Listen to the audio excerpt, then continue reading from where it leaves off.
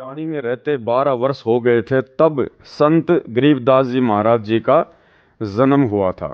श्री शिवलाल जी के पास 2500 बीघा, बड़ा बीघा जो वर्तमान के बीघा से 2.75 बड़ा होता था, जमीन थी, जिसके वर्तमान में 1400 एकड़ जमीन बनती है।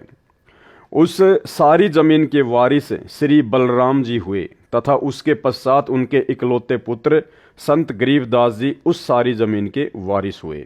उस समय पशु अधिक पाले जाते थे, लगभग 150 गौवें थी। बलराम जी रखते थे। उनके चराने के लिए अपने पुत्र गरीबदास जी के साथ अन्य कई चरवा, पाली, गवाले किराए पर ले रखे थे। वे भी गौओं को खेतों में चराने के लिए ले जाया करते थे। जिस समय संत गरीबदास जी 10 वर्ष की आयु के हुए, वे गायों को चराने के लिए नला नामक खेत में गए हुए थे।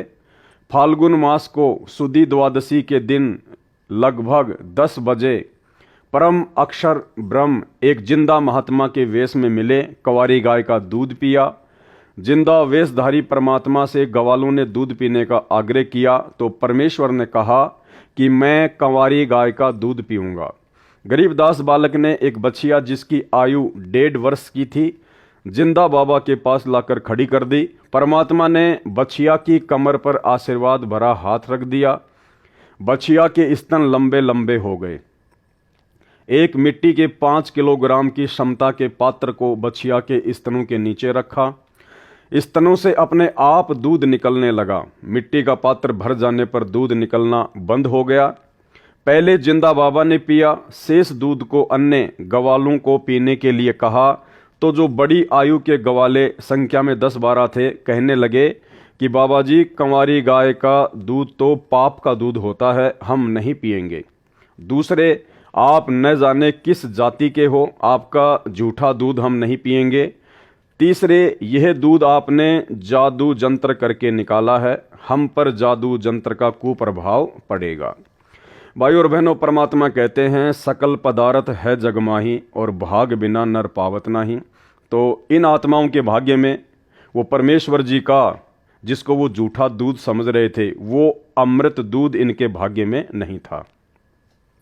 यह कहकर जिस जांडी के वृक्ष के नीचे बैठे थे वहां से चले गए। दूर जाकर किसी पेड़ के नीचे बैठ गए। तब बालक गरीबदास जी ने कहा कि हे बाबा जी, आपका झूठा दूध तो अमृत है, मुझे दीजिए। कुछ दूध बालक गरीबदास जी ने पिया। परमेश्वर जिंदा वेशधारी ने संत गरीबदास जी को ज्ञान उपदेश दिया, तत्व ज्ञान बताया। संत गरीबदास जी के अधिक आग्रह करने पर परमेश्वर ने उनकी आत्मा को शरीर से अलग किया और ऊपर के रूहानी मंडलों की सैर कराई। एक ब्रह्मांड में बने सर्व लोकों को दिखाया। श्री ब्रह्मा जी, श्री विष्णु तथा शिव जी से मिलाया। उसके पश्चात ब्रह्मलोक तथा श्री देवी दुर्गा का लोक दिखाया। फिर 10वें द्वार ब्रह्मरंध्र को पार करके ब्रह्मकाल के 21 ब्रह्मांडों के अंतिम छोर पर बने 11वें द्वार को पार करके अक्षर पुरुष के 7 संख ब्रह्मांड वाले लोक में प्रवेश किया। संत गरीबदास जी को सर्व ब्रह्मांड दिखाए, अक्षर पुरुष से मिलाया। पहले उसके 2 हाथ थे, परंतु परमेश्वर के निकट जाते ही अक्षर पुरुष ने 10,000 हाथों का विस्तार कर लिया, जैसे मोर पक्षी अपने पंख को फैला लेता है।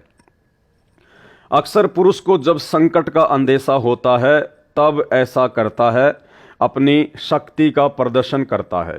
क्या कह रहे हैं परमात्मा? जब 7 संख ब्रह्मांडों के स्वामी अक्षर पुरुष को भी संकट का अंदेशा होता है, जब उसको भय लगता है, तब ऐसा करता है, अपनी शक्ति का प्रदर्शन करता है।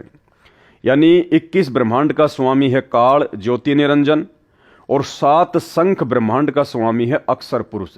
यानी अक्षर पुरुष के 7 संख ब्रह्मांडों के आगे, उसकी शक्ति के आगे ये काल ज्योति निरंजन तो कुछ भी नहीं है। और उसके 10,000 हाथ हैं, जबकि काल के मात्र 1,000 हाथ हैं और अक्षर पुरुष के 10,000 हाथ हैं। और परमेश्वर कह रहे हैं जब अक्षर पुरुष को भी किसी संकट का अंदेशा होता है तो वो अपनी शक्ति का प्रदर्शन करता है। तो भाई और बहनों, इससे एक बात साफ होती है जो परमेश्वर बताते हैं कि कबीर परमेश्वर सतगुरु रामपाल जी के अलावा इस सृष्टि में कोई भी व्यक्ति, कोई भी प्राणी निर्भय नहीं है। सबको भय व्याप्त है, क्योंकि सब जीव हैं, सब आत्मा हैं। तप करके, भक्ति करके सबने बड़े बड़े जो है वो पद प्राप्त अवश्य कर रखे हैं, लेकिन है सब के सब जीव श्रेणी में। केवल एक ही शक्ति है पूरी सृष्टि में जो निर्विकार है, निर्भय है। निर्विकार निर्भय तू ही और सकल भय मान, और सब पर तेरी साहिबी तुझ पर साहिब नाय। केवल सतगुरु रामपाल जी परमेश्वर जी, अर्थात वर्तमान में रियल कबीर सतगुरु रामपाल जी के अलावा कोई भी निर्भय नहीं है। अक्सर पुरुष को जब संकट का अंदेशा होता है तब ऐसा करता है, अपनी शक्ति का प्रदर्शन करता है, क्योंकि अक्सर पुरुष अधिक से अधिक 10,000 हाथ ही दिखा सकता है। इसके 10,000 हाथ हैं। क्षर पुरुष यानी काल के 1,000 हाथ हैं, जो गीता अध्याय 10 व 11 में अपना 1,000 हाथों वाला विराट रूप दिखाया। गीता अध्याय 11 श्लोक 46 में अर्जुन ने कहा कि हे सहस्त्र बाहु, अर्थात 1,000 भुजाओं वाले, अपने चतुर्भुज रूप में आइए। संत गरीबदास जी को अक्सर पुरुष के 7 संग ब्रह्मांडों के भेद बता व आंखों दिखाकर परमेश्वर जिंदा बाबा 12वें द्वार के सामने ले गया, जो अक्सर पुरुष के लोक की सीमा पर बना है, जहां से भंवर गुफा में प्रवेश किया जाता है। जिंदा वेशधारी परमेश्वर कबीर जी ने संत गरीबदास जी को बताया कि जो 10वां द्वार ब्रह्मरंध्र है वह मैंने सतनाम के जाप से खोला था। जो 11वां द्वार है वह मैंने तत् तथा सत जो सांकेतिक मंत्र है उससे खोला था। अन्य किसी भी मंत्र से उन द्वारों पर लगे ताले नहीं खुलते। अब यह 12वां द्वार है, यह मैं सत शब्द अर्थात सार नाम से खोलूंगा। इसके अतिरिक्त किसी नाम के जाप से यह नहीं खुल सकता। तब परमात्मा ने मन ही मन में सार नाम का जाप किया। ये केवल परमेश्वर जी ने मात्र आप और हमें बताने के लिए कि सतलोक में प्रवेश करने के लिए सार नाम की कमाई अति आवश्यक है, और सार नाम की कमाई से ही 12वां द्वार खुल सकता है, जहां से हम सतलोक में प्रवेश करते हैं। और किसी भी नकली नाम से, नकली मंत्र से 12वां द्वार, 10वां द्वार या 11वां द्वार नहीं खुलता है। तब परमात्मा ने मन ही मन में सार नाम का जाप किया, 12वां द्वार खुल गया और परमेश्वर जिंदा रूप में तथा संत गरीबदास जी की आत्मा बचन पे डट गए,